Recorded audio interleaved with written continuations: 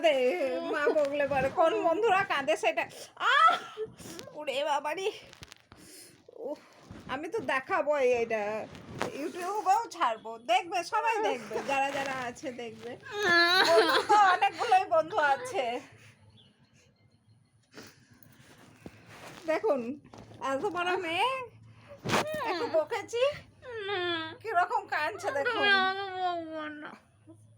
তো মা বকবে না তো কে বকবে? রাস্তার লোকে বকবে তাহলে।